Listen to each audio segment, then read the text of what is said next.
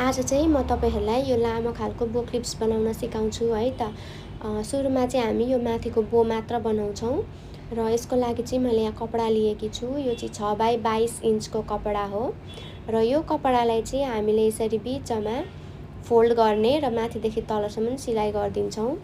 र अब चाहिँ हामी यो तलको स्कार्फ बनाउँछौँ। यसको लागि चाहिँ मैले 15 बाई 15 इन्चको कपडा लिएकी छु र यो 15 बाई 15 इन्चको कपडालाई बिचमा काटेपछि दुईटा टुक्रा निस्किन्छ र यो दुईटा टुक्रामध्ये एउटालाई चाहिँ तपाईँले अर्को बो बनाउँदा युज गर्दा हुन्छ भने मैले चाहिँ अहिले साइडमा राखिदिएँ र यो टुक्रालाई चाहिँ तपाईँले यसरी साइडबाट धागो निस्किन्छ, त्यही भएर यसरी पोल्नु पर्ने हुन्छ। यसरी पोलिसकेपछि चाहिँ हाम्रो स्कार्फ रेडी हुन्छ भने यो बोको लागि पनि मैले सिलाइ गरिसकेँ र अब यसलाई चाहिँ हामी सुल्टो पार्छौँ। सुल्टो पारिसकेपछि चाहिँ हामीले यो सिलाइको भागलाई यसरी बिचमा राखेर आइरन गर्नुपर्ने हुन्छ र मैले चाहिँ यहाँ आइरन पनि गरिसकेँ। अब चाहिँ हामी 10.5 इन्च नाप्छौँ र त्यहाँनेर एउटा चकले कोरिदिन्छौँ। त्यसलाई चाहिँ काट्नुपर्ने हुन्छ। मैले यहाँ काटी पनि सकेँ। अब चाहिँ एउटा सानो र एउटा अलिक ठुलो टुक्रा निस्किन्छ र यो टुक्रालाई चाहिँ हामीले यसरी बिचमा फोल्ड गरेर हातले प्रेस गर्ने र दुईतिरैबाट यसरी त्यो बिचको भागमा ल्याएर यसरी राखिदिने कपडा र यसलाई चाहिँ हामीले सिलाइ गर्ने र त्यसरी नै अर्को ठुलो कपडालाई पनि यसरी मैले फोल्ड गरेँ अनि हातले प्रेस गरेँ अनि दुईटै साइडबाट त्यो बिचमा यसरी ल्याएँ र अब यसलाई चाहिँ हामीले सिलाइ गर्नुपर्ने हुन्छ र मैले चाहिँ यहाँनेर सिलाइ पनि गरिसकेको छु। त्यसपछि सानो कपडालाई तलपट्टि राखेर यसरी 2-3 चोटि खुम्च्याएर यसरी दोबार्ने, फोल्ड गर्ने अनि चाहिँ यसलाई मजाले धागोले कस्नुपर्ने हुन्छ।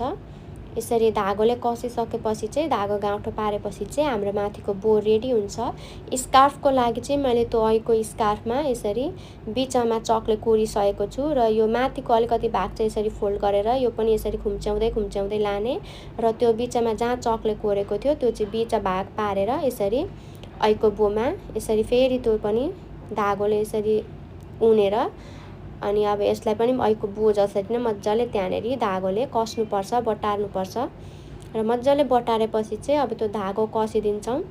कसिदिएपछि चाहिँ हाम्रो बो चाहिँ लगभग रेडी भइसक्छ। अब यसमा चाहिँ हामीले चिम्टी टाँस्नुपर्ने हुन्छ।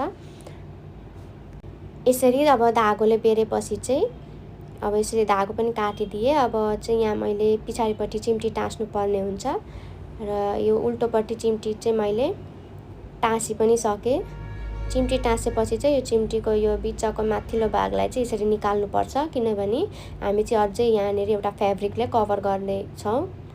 अब यसरी चाहिँ एउटा कपडाले अथवा यसरी सिलाइ गरेर राख्नु अगाडि नै अनि यसरी यो फ्याब्रिकले त्यो चिम्टीसहित मजाले दोबार्ने यसरी अनि आफूलाई जति चाहिन्छ त्यति राखेर अरू काटिदिएँ मैले अनि काटेपछि चाहिँ त्यो यसरी दोबारेर यसरी त्यो माथि खप्ट्याउने अनि अब यसलाई चाहिँ तपाईँले सिधै ग्लुले टाँस्दा पनि हुन्छ तर हामीले चाहिँ सिलाइ गर्ने गरेको छौँ अझै टिकाउ हुन्छ, अझै राम्रो हुन्छ भनेर।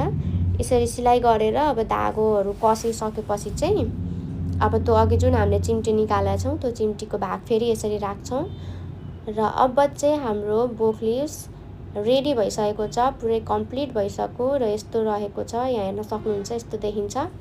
अझ यो कपालमा